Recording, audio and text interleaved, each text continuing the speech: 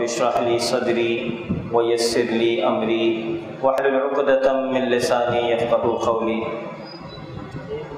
20ویں پارے کی تلاوت کا آغاز ہوا اور چند جو آیات جو بالکل شروع میں آ رہی ہیں، اللہ رب العالمین فرماتے ہیں کہ امن خلق السماوات والارض، بھلا بتاؤ دے کہ آسمانوں کو اور زمین کو کس نے پیدا کیا، وانزل لکم من السماء ماء، کس نے آسمان سے بارش برسائی، فانبتنا به حدائق ذات بہجہ، پھر اس سے ہرے بھرے بارونق باغات اگا دیے، ان باغوں کے درختوں کو تم ہرگز نہ اگا سکتے، تم میں کوئی یہ طاقت نہیں ہے کہ ان باغوں کے اندر جو ہرے بھرے درخت ہیں تم ان کو اگا سکتے۔ کیا اللہ کے ساتھ کوئی اور معبود بھی ہے؟ اَإِلَٰهٌ مَّعَ اللَّهِ، کیا اللہ کے ساتھ کوئی اور بھی کوئی معبود ہے؟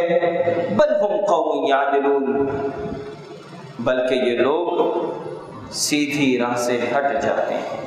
پھر اللہ اگلی آیت میں فرما رہے ہیں، دوبارہ پھر سوالات کر رہے ہیں کہ امن جعل الارض قرارا وجعل خلالها انہارا وجعل لها رواسي وجعل بين البحرين حاجزا، کیا وہ جس نے زمین کو قرارگاہ بنایا اور اس کے درمیان نہریں جاری کر دی اور اس کے لیے پہاڑ بنائے اور دو سمندروں کے درمیان میں روک بنا دی کہ وہ دونوں سمندر ایک دوسرے کے اندر نہیں شامل ہوتے، کیا اللہ کے ساتھ کوئی اور بھی معبود ہے؟ اَإِلَٰهٌ مَّعَ اللَّهِ، کہ کوئی اور ہے کہ جو ان ساری چیزوں کو کر سکے؟ کسی اور کے ہاتھ میں یہ طاقت ہے؟ کسی اور کے ہاتھ میں ان ساری چیزوں کا کنٹرول ٹاور ہے؟ الہ مع اللہ، کیا اللہ کے ساتھ کوئی اور معبود بھی ہے؟ بل اکثرهم لا يعلمون، بلکہ ان میں سے اکثر وہ ہیں جو نہیں جانتے۔ پھر اللہ نے کہا کہ امن یجیب المضطر اذا دعا، کہ بے کس کی پکار کو جب وہ پکارتا ہے کون قبول کر کے سختی کو اس سے دور کر دیتا ہے؟ کون ہے جو بے کس جب پریشانی کے عالم کے اندر اللہ کی طرف ہاتھ اٹھاتا ہے اور کون اس کی پریشانی کو دور کرتا ہے؟ اور پھر اللہ نے کہا کہ وَيَجْعَلَكُمْ خُلَفَاءَ الْأَرْضِ، اور تمہیں زمین کا خلیفہ بناتا ہے۔ اَإِلَٰهٌ مَّعَ اللَّهِ، کیا اللہ کے علاوہ بھی کوئی اور معبود ہے؟ کیا اللہ کے ساتھ بھی کوئی اور معبود ہے؟ قلیلا ما تذکرون، تم میں بہت کم ایسے ہیں جو اللہ کا ذکر کرتے ہیں۔ پھر اللہ نے کہا امن یہدیکم فی ظلمات البر والبحر، کیا وہ جو تمہیں خشکی اور تری کی تاریکیوں میں راہ دکھاتا ہے، بشر بین یدی رحمتی، اور جو اپنی رحمت سے پہلے ہی خوشخبریاں دینے والی ہوائیں چلاتا ہے۔ الہ مع اللہ، کیا اللہ کے علاوہ بھی کوئی اور معبود ہے؟ تعالی اللہ عما یشرکون، جنہیں یہ شریک کرتے ہیں ان سب سے بلند و بالا اللہ کی ذات ہے۔ امن یبدأ الخلق ثم یعید، کیا وہ جو مخلوق کی اول دفعہ پیدائش کرتا ہے، ومن یرزقکم من السماء والارض، اور پھر اسے لوٹائے گا، اور جو تمہیں آسمان اور زمین سے روزیاں دے رہا ہے۔ اَإِلَٰهٌ مَّعَ اللَّهِ، اَإِلَٰهٌ مَّعَ اللَّهِ، کیا اللہ کے ساتھ بھی کوئی اور معبود ہے؟ قُلْ هَاتُوا بُرْهَانَكُمْ، اے نبی صلی اللہ علیہ وآلہ وسلم کہہ دیجئے ان لوگوں کو کہ اگر سچے ہو تو دلیل اپنے ساتھ لے کر آؤ کہ اللہ کے علاوہ کوئی اور بھی ایسا کوئی ہو سکتا ہے کہ جو ان ساری چیزوں کو اپنے قبضہ قدرت میں کیا ہوا ہو، تو صرف یہ اللہ رب العالمین کی ذات ہے۔ تم پریشانی میں ہوتے ہو تو اللہ تمہاری مدد کرتا ہے، تم راستوں پہ سفر کرتے ہو تو اللہ تمہاری مدد کرتا ہے، تم بحر بر کے اندر ہو اللہ تمہیں راستے دکھاتا ہے۔ تم اس پوری کائنات کے اوپر غور و فکر کرو، اس پوری کائنات کے اوپر تدبر کرو، یہ اللہ رب العالمین کی ذات ہے، یہ اللہ رب العالمین العالمین کی ذات ہے جو ان ساری چیزوں کو اپنے قبضے قدرت کے اندر لیا ہوا ہے، اس ہوا کو بھی، اس خلا کو بھی، اس بادل کو بھی، اس برکھا کو بھی، اس پورے سسٹم کو کہ جس کے اندر سورج بھی ہے، سورج کی روشنی بھی ہے، جس کے اندر یہ زمین بھی ہے، زمین کی قوت نمو بھی ہے، زمین کے اندر یہ گریویٹیشنل فورس ہے، اس زمین کے اندر معدنیات بھری ہوئی ہیں، یہ سمندر ہے، اس سمندر کے اندر کروڑ مخلوق ہے، اس سمندر کو کون ہے جو یہ چلا رہا ہے؟ یہ کون ہے؟ یہ صرف اللہ رب العالمین کی ذات ہے کہ دن اور رات کا آنا جانا بھی یہ اللہ رب العالمین کے ہاتھ کے اندر ہے۔ یہ نشانیاں ہیں عقل والوں کے لیے، یہ نشانیاں ہیں عقل والوں کے لیے۔ پھر اس کے بعد اللہ رب العالمین نے یہاں پر یہ بات کہی کہ فَتَوَكَّلْ عَلَى اللَّهِ إِنَّكَ عَلَى الْحَقِّ الْمُبِينِ، کہ آپ یقیناً اللہ ہی پر بھروسہ رکھیے، یقیناً آپ سچے ہیں اور آپ کھلے دین کے اوپر ہیں۔ کہ اگر کوئی توکل کس کے اوپر ہو سکتا ہے، اگر بھروسہ کسی کے اوپر ہو سکتا ہے، تو اللہ رب العالمین یہاں پر یہ تعلیم فرما رہے ہیں کہ یہ وہ ایک ہی ذات ہے کہ جس ذات کے اوپر بھروسہ ہو سکتا ہے، کوئی اور نہیں ہے کہ جس کی ذات پر بھروسہ ہو سکے، صرف اور صرف اللہ کی ذات ہے۔ اور یہ جو آخری آیت آئی سورۃ النمل کی، اس آخری آیت کے اندر رب العالمین بیان کرتے ہیں کہ وَقُلِ الْحَمْدُ لِلَّهِ وَقُلِ الْحَمْدُ لِلَّهِ، اس سے پہلے جو آیت ہے آیت نمبر 92، وَأَنْ أَتْلُوَ الْقُرْآنَ وَأَنْ أَتْلُوَ الْقُرْآنَ، اور میں قرآن کی تلاوت کرتا رہوں، فَمَنِ اهْتَدَىٰ فَإِنَّمَا يَهْتَدِي لِنَفْسِهِ، جو راہ راست پر آ جائے وہ اپنے نفع کے لیے راہ راست پر آئے گا، وَمَنْ ضَلَّ، اور جو اس راستے سے بہک جائے، فَقُلْ إِنَّمَا أَنَا مِنَ الْمُنذِرِينَ، تو اے نبی کریم صلی اللہ علیہ وسلم ان کو کہہ دیجئے میں تو صرف ہوشیار کرنے والوں میں سے ہوں، میں تو صرف تمہیں اللہ کی طرف بلانے والوں میں سے ہوں، راستہ تو اب تمہارے پاس ہے، چاہے تو تم نفع والا راستہ اختیار کر لو قرآن کو سننے کے بعد، اور چاہے تو تم اس راستے سے بھٹک جاؤ۔ پھر اس کے بعد اللہ نے کہا کہ وَقُلِ الْحَمْدُ لِلَّهِ، اے نبی کریم صلی اللہ علیہ وسلم ان سے کہہ دیجئے کہ تمام تعریفیں صرف اللہ کے لیے ہیں، سَيُرِيكُمْ آيَاتِهِ فَتَعْرِفُونَهَا، وہ عن قریب اپنی نشانیاں دکھائے گا جنہیں تم خود پہچان لوگے، وَمَا رَبُّكَ بِغَافِلٍ عَمَّا تَعْمَلُونَ، اور جو کچھ تم کرتے ہو اس سے آپ کا رب غافل نہیں ہے، تم چھپ کر کرتے ہو، تم سامنے کرتے ہو، تم کہیں بھی ہو، تم سمجھتے ہو کہ تم اکیلے ہو، تمہیں کوئی دیکھنے والا نہیں ہے، ایسا نہیں ہے، ایسا نہیں ہے، دیکھنے والی ذات تو اوپر بیٹھی ہوئی ہے، تم چھپ کر بھی کوئی کام کرو، دنیا کے اندر اندھیرے سے اندھیری جگہ کے اوپر چلے جاؤ، لیکن تم اللہ رب العالمین کے علم سے دور نہیں جا سکتے، وہ رب العالمین تمہیں مستقل دیکھ رہا ہے، یہ رب العالمین کی ذات ہے۔ اس کے بعد سورۃ القصص کی تلاوت کا آغاز ہوا، اور سورۃ القصص کے اندر خاص طور پہ حضرت موسیٰ علیہ السلام کا واقعہ دوبارہ پوری طریقے سے بیان ہوا کہ کس طریقے سے فرعون نے جب اس کو یہ بات سننے میں آئی کہ بنی اسرائیل کی قوم میں سے کوئی بچہ پیدا ہوگا اور وہ بچہ اس کی سلطنت کو ختم کر دے گا، تو اس نے یہ اعلان کر دیا کہ اب بنی اسرائیل کے جو بھی بچے ہوں گے ان سب کو قتل کروا دیا جائے گا، ان سب کو پیدا ہوتے ہی قتل کروا دیا جائے گا۔ موسیٰ علیہ السلام کے جو بھائی تھے، پھر اس کے بعد یہ ہوا کہ چند عرصے تک یہ سلسلہ چلتا رہا، پھر اس کے سرداروں نے فرعون سے کہا کہ اگر ان سارے بنی اسرائیل والوں کو جو ہماری غلامی کر رہے ہیں ان سارے بچوں کو قتل ہم کروا دیں گے تو پھر یہاں پہ تو کوئی ہوگا نہیں، کون ہماری غلامی کرے گا؟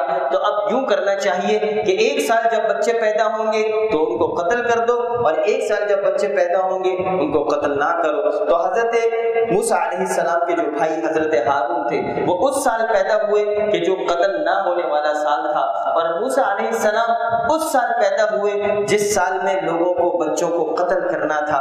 لیکن اللہ رب العالمین کی شان دیکھیے، وہ رب العالمین کسی چیز کا محتاج نہیں ہے۔ حضرت موسیٰ علیہ السلام کی جو والدہ تھی، جو ان کا حمل تھا، وہ کسی کو پتہ ہی نہیں چلتا تھا کہ وہ حمل کے اندر ہے۔ وہ بالکل ایک عام سی عورت کی طرح کی تھی، لیکن ان کے پیٹ میں حمل تھا، وہ کسی کو نہیں پتہ چلا کہ ان کے پاس ان کا حمل ہے، اور بچے کی ولادت ہو گئی۔ اب جب بچے کی ولادت ہو گئی تو ان کو پتہ تھا کہ فرعون نے اعلان کیا ہے کہ ان سارے بچوں کو قتل کرنا ہے، تو انہوں نے کیا کیا، اپنے بچے کو ایک پنگھوڑے میں ڈالا اور دریا کے سپرد کر دیا، پانی کے سپرد کر دیا۔ اب وہ بچہ جو تھا وہ اس پنگھوڑے کے اندر اس پانی کے اوپر سفر کرتا ہوا جا رہا تھا۔ اس کی بہن کو، اس کی ماں نے کہا، حضرت موسیٰ کی بہن کو کہا کہ تم اس بچے کو دیکھتی رہنا۔ وہ بچہ جو ہے وہ آگے چلتا گیا، وہ پانی کے ساتھ ساتھ چلتا گیا۔ وہ پھر اس کے بعد کیا ہوا، وہ پانی محل کی طرف گیا، دربار کی طرف گیا، وہاں پہ لوگوں نے ایک بچے کو دیکھا تو فرعون کے گھر میں جس نے بچوں کو قتل کرانے کے لیے یہ سارا حکم نامہ دیا تھا، جب اس بچے کو دیکھا تو پھر کیا ہوا، اللہ رب العالمین نے اسی کے فرعون کے گھر کے اندر اس بچے کو رکھ لیا۔ کیا ہوا کہ اب فرعون نے اسے اٹھا لیا۔ وہاں پر پھر کیا ہوا کہ ہوا یہ کہ اس بچے کو اب کون دودھ پلائے، چاروں طرف سے لوگوں کو بلوایا گیا، ان کو دائیوں کو بلوایا گیا کہ اس بچے کو کوئی دودھ پلا دے، لیکن یہ بچہ کسی کا دودھ نہیں پی رہا تھا، یہ کسی کا دودھ ہی نہیں پی رہا تھا۔ کیا ہوا کہ وہ جو بہن تھی موسیٰ علیہ السلام کی، وہ یہ دیکھ رہی تھی کہ دربار کے اندر لوگوں کو بلایا جا رہا ہے کہ اس بچے کو کوئی دودھ پلا دے، کوئی یہ بچہ کسی کا دودھ پینے کے لیے راضی ہی نہیں ہے۔ تو یہ لڑکی جو تھی، یہ جو بچی تھی، وہ ان سے کہتی ہے کیا میں تمہیں ایک ایسی عورت کو نہ بلا دوں کہ یہ بچہ جس کا دودھ پی لے گا اور اس کا وہ عورت خیال بھی کرے گی؟ تو وہ کہتے ہیں بلا کے لاؤ۔ تو پھر کیا ہوتا ہے، وہ لڑکی بھاگی بھاگی گھر جاتی ہے اور اپنی ماں کو بلا کر لے آتی ہے، وہ ماں کے جس نے کچھ وقت پہلے اس بچے کو اس دریا کے سپرد کر دیا تھا۔ اللہ رب العالمین کا معجزہ ایسا ہوا کہ پھر وہی ماں اس کو بلایا جاتا ہے، اور پھر وہ ماں جب اپنی چھاتی سے اس بچے کو لگاتی ہے تو وہ بچہ اس کا دودھ پینے لگ جاتا ہے۔ یہ معاملہ ہوا، اور اب یہ بچے کی پرورش فرعون کے دربار کے اندر ہو رہی ہے، اس کی پرورش کے کل جس کو فرعون نے للکارنا ہے۔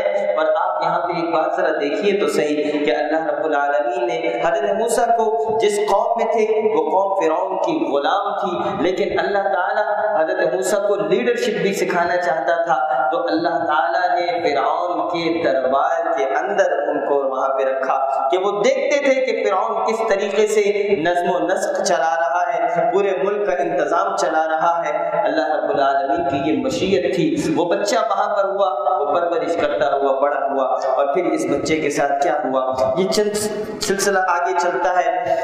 جب یہ آدمی حضرت موسیٰ علیہ السلام تھوڑے جوان ہو جاتے ہیں، یہ کسی کو دیکھتے ہیں، ایک آدمی دوسرے آدمی سے لڑ رہا ہوتا ہے، ان کی قوم کا آدمی، بنی اسرائیل کا آدمی قبطی سے، جو فرعون کی قوم کا آدمی تھا، اس سے لڑ رہا ہوتا ہے۔ تو وہ پھر حضرت موسیٰ کو اپنی مدد کے لیے بلاتا ہے، حضرت موسیٰ اس کو مکہ مارتے ہیں، فرعون کی قوم کا جو آدمی تھا وہ آدمی وہیں پہ مر جاتا ہے، اور پھر اس کے بعد فرعون حضرت موسیٰ وہاں سے بھاگ جاتے ہیں، چلے جاتے ہیں۔ یہ کیا ہو گیا، اے اللہ یہ مجھ سے کیا غلطی ہو گئی؟ یہاں پہ حضرت موسیٰ علیہ السلام ایک دعا کرتے ہیں، قال رب انی ظلمت نفسی، اے ہمارے پروردگار، اے میرے پروردگار، میں نے خود اپنے اوپر ظلم کیا، فاغفر لی، اے اللہ تو مجھے معاف کر دے، فاغفر لی فاغفر لہ، اے اللہ تو مجھے معاف فرما دے۔ اے اللہ تعالیٰ نے اسے بخش دیا، وہو الغفور الرحیم، وہ بخشش اور بہت مہربانی کرنے والا ہے۔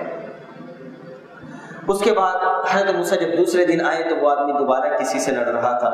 حضرت موسیٰ علیہ السلام نے اس سے کہا کہ بھائی تو بڑا جھگڑالو آدمی ہے، اس آدمی کل بھی تم لڑ رہے تھے، تم آج بھی لڑ رہے ہو۔ ابھی حضرت موسیٰ علیہ السلام اس کی مدد کے لیے جانے لگے تو وہ آدمی سمجھا کہ حضرت موسیٰ مجھے ہی مارنے کے لیے آ رہے ہیں، کل اس نے کسی اور کو مکہ مارا تھا تو وہ مر گیا تھا، آج یہ مجھے مار دیں گے۔ تو اچانک اس آدمی نے، انہی کی قوم کا آدمی تھا، کہنے لگا کہ تم نے جو کل قتل کیا تھا آج تم مجھے قتل کرنا چاہتے ہو۔ لوگوں نے یہ الفاظ سنے، لوگوں نے اس الفاظ کو فرعون کے دربار تک پہنچایا۔ تو وہاں سے پھر یہ ہوا کہ سردار اب مشورہ کرنے لگے کہ چونکہ موسیٰ علیہ السلام نے بنی اسرائیل کی قوم کے آدمی نے غلام نے ایک قبطی کو مارا ہے، لوگ مشورہ کرنے لگے کہ موسیٰ علیہ السلام کو اس موسیٰ کو قتل کر دیا جائے۔ کوئی حضرت موسیٰ علیہ السلام سے محبت کرنے والا بھاگتا ہوا آیا اور کہنے لگا موسیٰ علیہ السلام سے کہ آپ یہاں سے فوری طور پر فرار ہو جائیں، اس سے پہلے کہ یہ لوگ آپ کو یہ سرداران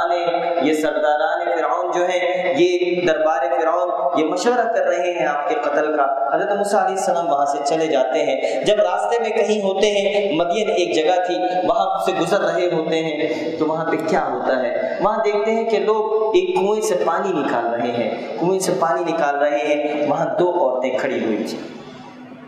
وہ جو دو عورتیں تھیں، حضرت موسیٰ علیہ السلام نے ان سے پوچھا کہ بھائی کیا مسئلہ ہے، تم کیوں نہیں نکال نہیں پانی؟ تو انہوں نے کہا کہ جب یہ سب لوگ مرد نکال لیں گے، چونکہ یہ قوت والے ہیں، یہ جب سب لوگ نکال لیں گے، جب ان کی باری ختم ہو جائے گی تو پھر ہماری باری آئے گی۔ حضرت موسیٰ علیہ السلام نے ان کو مدد دی اور ان کو وہاں سے پانی نکال کر دیا۔ یہ لڑکیاں واپس اپنے والد کے پاس گئیں اور اپنے والد کو ان کے بارے میں بتایا۔ اور پھر کیا ہوا کہ ایک لڑکی شرماتی ہوئی، الفاظ جو ادا ہوئے ہیں اس کے اندر یہ ہے کہ شرماتی ہوئی وہ لڑکی حضرت موسیٰ علیہ السلام کے پاس آئی۔ اس نے کیا کہا، اتنے میں ان دونوں عورتوں میں سے ایک ان کی طرف شرم و حیا سے چلتی ہوئی آئی، تمشی علی استحیاء، وہ حیا تھی، وہ شرم و حیا سے وہ عورت چلتی ہوئی آئی اور اس سے کہا حضرت موسیٰ سے کہ آپ ہمارے ابا کے پاس چلیں، ہمارے ابا آپ کو اس کی اجرت دینا چاہتے ہیں جو کام آپ نے کیا ہے۔ حضرت موسیٰ علیہ السلام جب ان کے ساتھ چلتے ہیں، یہاں پر ایک چیز سمجھنے کی ہے کہ جب ان کے پیچھے چلنا شروع ہوئے، وہ عورتیں آگے تھیں تو ہوا کی وجہ سے ان عورتوں کے کپڑے آگے پیچھے اڑنے لگے، ان کی پنڈلیاں، ان کے جسم کا حصہ جب حضرت موسیٰ کو دکھنے لگا تو حضرت موسیٰ علیہ السلام نے ان سے کہا کہ آپ لوگ مجھے اپنے گھر کا راستہ بتائیں، لیکن آپ لوگ میرے پیچھے چلیں، میں آپ کے آگے چلوں گا تاکہ میں آپ کے بدن کو نہ دیکھ سکوں۔ یہ حیا ہے، یہ حیا ہے، یہ حیا دل کے اندر ہوتی ہے۔ اس کا تعلق اس دل سے ہے۔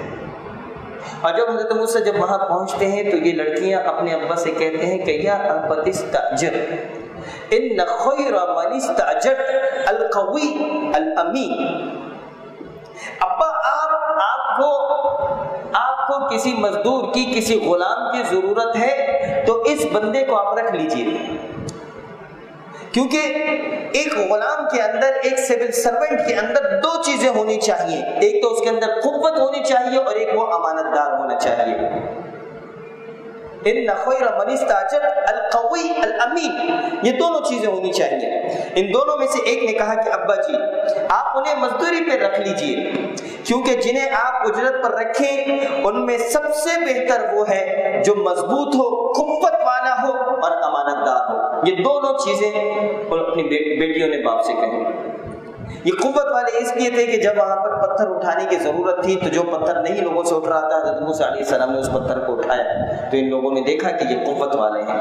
اور امانت دار کیسے ہیں؟ امانت دار اس لیے ہے کہ جب وہ راستے پر آ رہی تھی تو انہوں نے کہا کہ آپ میرے پیچھے چلیں کہ کہیں میری آنکھوں کی بھی خیانت نہ ہو جائے۔ تو ان دونوں چیزوں کو جب ان لڑکیوں نے دیکھا تو اپنے باپ سے کہا۔ اب یہاں پر بات یہ سمجھنے کی ہے آپ تمام احباب کہ دیکھیں یہ دو چیزیں ہیں کہ جو ایک آدمی کے جو کہیں بھی کام کرتا ہے، جو سول سرونٹ ہے، جو ملازم ہے، اس میں یہ دو چیزیں ہونی چاہیے کہ وہ قوت والا ہو، مضبوط ہو، وہ آنیسٹ ہو اور وہ ایفیشینٹ ہو۔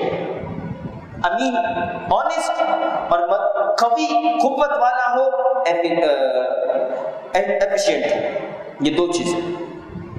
اور یہی دو چیزیں حضرت یوسف علیہ السلام نے جب اللہ تعالیٰ اپنے اس دربار میں جب کہا تھا اس وقت کہ حضرت یوسف علیہ السلام کے واقعے کو ذرا آپ یاد کریں کہ انہوں نے جب کہا تھا کہ اجعلنی علی خزائن الارض، مجھے اپنے ان خزینوں کی، زمین کے خزینوں کی جو چابیاں ہیں یہ مجھے دے دو، مجھے اس کی حکمرانی دے دو۔ کیوں؟ کہ انی حفیظ علیم، میں دو چیزیں، میں حفاظت بھی کرنا جانتا ہوں، میں علم والا بھی ہوں۔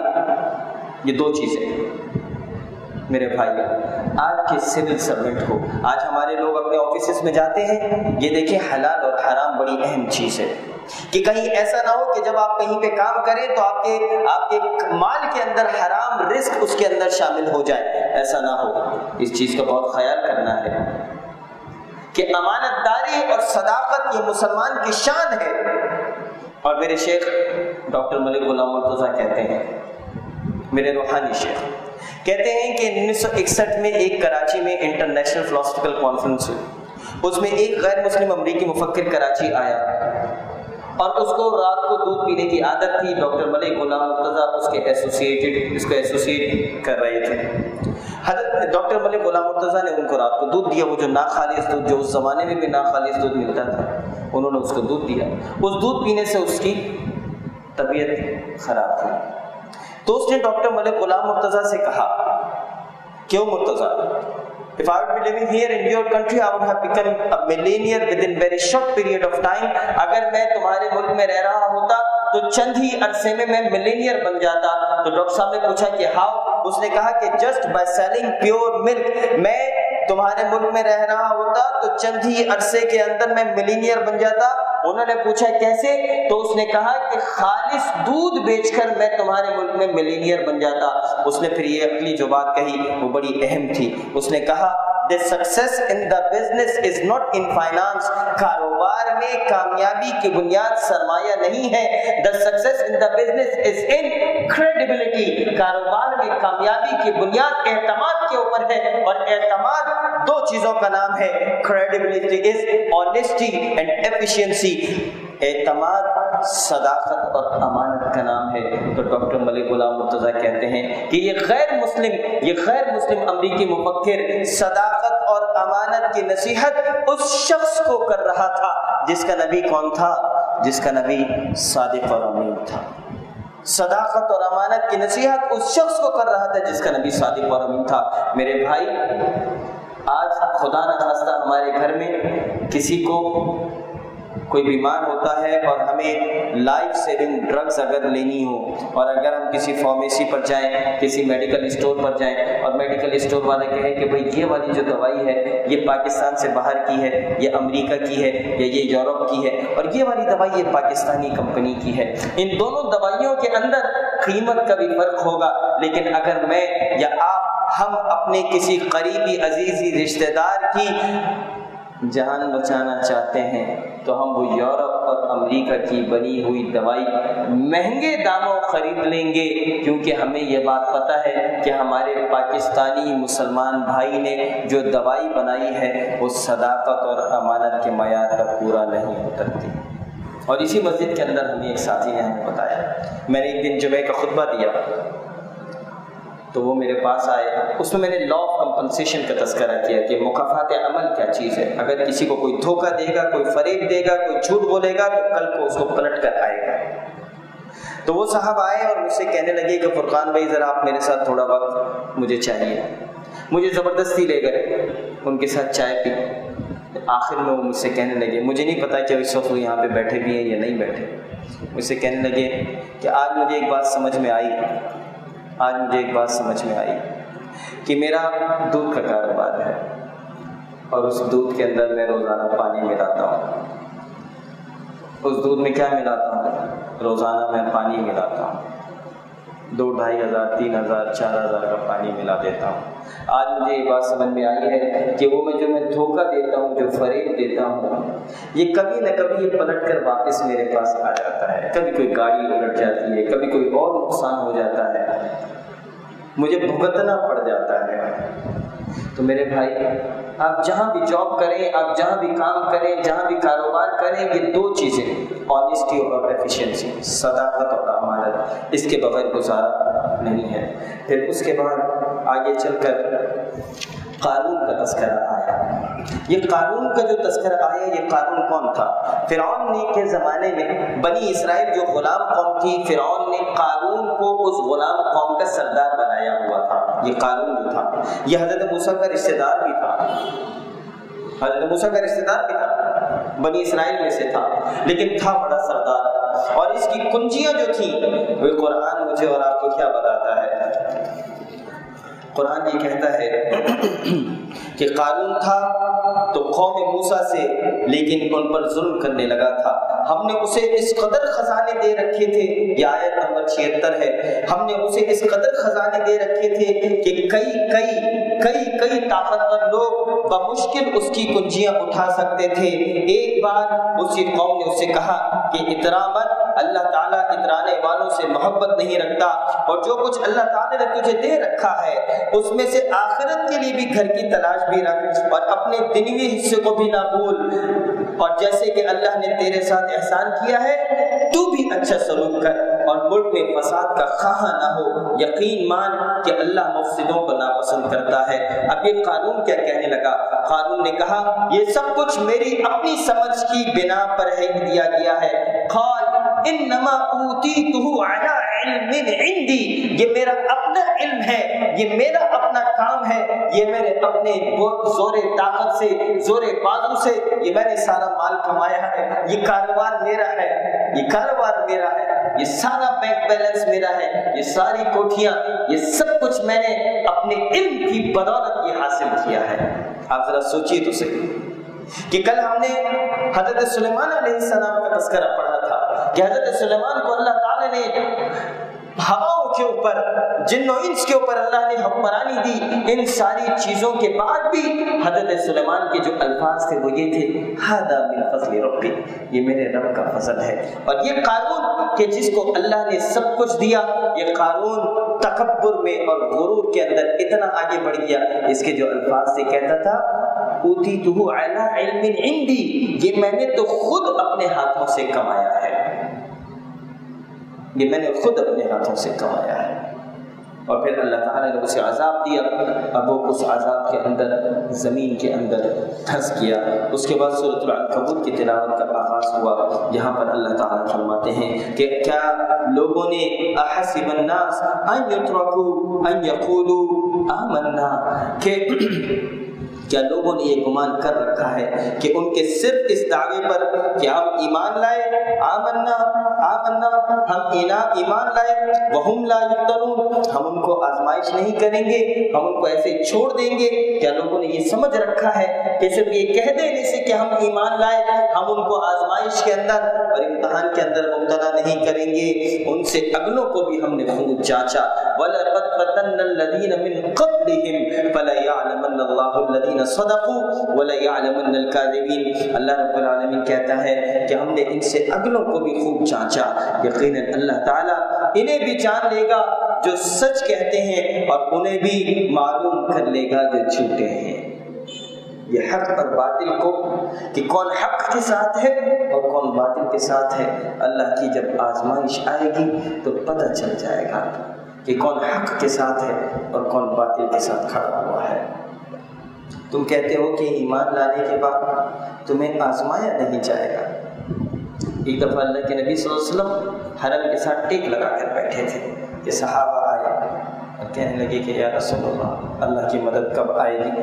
تو اللہ کے نبی صلی اللہ علیہ وسلم ایک دم اٹھ کر بیٹھے اور کہنے لگے کہ تم سے پہلی امتوں کو ان کو آنوں سے چیرا جاتا تھا، ان کی کھالوں کو لوہے کی کنگھیوں سے، ان کی کھالوں کو لوہے کی کنگھیوں سے اتار دیا جاتا تھا۔ ہم سے پہلے لوگوں کے اوپر تو بڑی آزمائشیں آئیں، لیکن میرے بھائی یہ آزمائشیں آج پھر امت مسلمہ کے اوپر آ رہی ہیں۔ کہاں کہاں کس کس جگہ کا نام لیا جائے، برما کا نام لیا جائے، فلسطین کا نام ہو، کشمیر کا نام ہو، کس کس جگہ کا نام ہو، لہو مسلمانوں کا آج ہر جگہ بہہ رہا ہے، آج ہر جگہ بہہ رہا ہے۔ اسی لیے میرے بھائی یہ آزمائش ہے، یہ امتحان ہے اللہ رب العالمین کی طرف سے۔ اور دوسری چیز یہاں پر یہ بھی ہے کہ اللہ کا عذاب بھی ہے امت مسلمہ کے اوپر، کہ آج امت نے اللہ کو، اس قرآن کو، اللہ کے نبی صلی اللہ علیہ وسلم کی سنت کو، اس قرآن کی دعوت کو، اس قرآن کے علم کو چھوڑ دیا ہے، پس پشت ڈال دیا ہے۔ اس لیے یہاں پہ سورۃ العنکبوت میں جو یہاں آخر میں یہ الفاظ ادا ہوئے کہ اللہ رب العالمین نے قوم مدین کا تذکرہ کیا، قوم عاد کا تذکرہ کیا، قوم سمود کا تذکرہ کیا، قوم لوط کا تذکرہ کیا۔ میرے بھائیوں، اللہ تعالیٰ نے یہ جو قوم عاد تھی یہ بڑے بڑے محل بناتے تھے، بڑے بڑے محل بناتے تھے، بڑے بڑے محل بناتے تھے، سمجھتے تھے کہ ہمیشہ یہاں رہیں گے۔ اللہ نے صرف ہوا آئی اور وہ ہوا ایسی چلی کہ ان کو اٹھا کے پٹک کے زمین کے اوپر مارا کہ ان کے دل، ان کے سر، ان کے جسموں سے الگ ہو گئے۔ قوم سمود کو اللہ تعالیٰ نے چنگاڑ سے، زلزلے سے، آواز سے اور زلزلے سے اللہ تعالیٰ نے ان کو ختم کر دیا۔ قوم لوط کو اللہ رب العالمین نے آسمان سے پتھروں کی بارش ہوئی اور اللہ رب العالمین نے ان کو بھی ختم کر دیا۔ اسی طرح قوم مدین کو، قوم شعیب کو بھی اللہ رب العالمین نے عذاب میں مبتلا کیا۔ میرے بھائی ذرا سوچئے تو صحیح، یہ قوم شعیب کیا کرتی؟ یہ ناپ تول میں کمی کرتی تھی۔ ذرا ان ساری چیزوں کو دیکھیں کہ جن چیزوں کی وجہ سے پچھلی قوموں پر عذاب نازل ہوا وہ ساری کی ساری چیزیں آج مسلمان قوم کے اندر میں موجود ہیں، لیکن ابھی کیا ہم سمجھتے ہیں؟ اللہ کا پہلے جو عذاب آتا تھا اس طریقے سے تو عذاب نہیں آئے گا، لیکن اس عذاب کی مختلف صورتیں آج موجود ہیں۔ اللہ رب العالمین سے دعا کریں کہ اللہ تعالیٰ مجھے اور آپ کو اس قرآن کا حق ادا کرنے کی توفیق دے، اس قرآن کو سمجھنے کی مجھے اور آپ کو توفیق دے، اس قرآن کو سمجھ کر اس پر عمل کرنے کی اور اس قرآن کی شریعت کو، اس دین کو نافذ کرنے کے لیے ہم سب کو جد و جہد اللہ تعالیٰ کرنے کی توفیق دے۔ اقول قولی ھذا استغفر اللہ لی ولکم ولسائر المسلمین والحمد للہ رب العالمین۔ جزاکم اللہ خیرا۔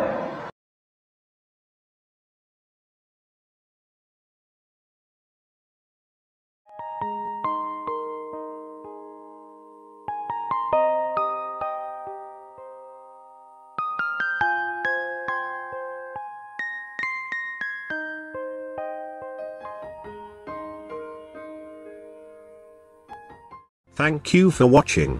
You can follow us on given links and subscribe our channel for more information. The Redolent. We are your promotional bridge.